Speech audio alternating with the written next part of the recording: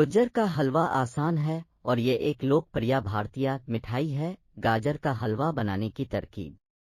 अज्जा: गाजर आधा किलो कद्दूकस की हुई, खोया 125 ग्राम, चीनी 125 ग्राम, दूध आधा लीटर, चावल का आटा 1 खाने का चम्मच, इलायची 4 से 5 अदद पिसी हुई, बादाम 25 ग्राम पिसे हुए, पिस्ता 25 ग्राम पिसा हुआ, चौड़ा 2 खाने के चम्मच, जर्दा रंग 1/4 चाय का चम्मच। तैयार करने की तरकीब।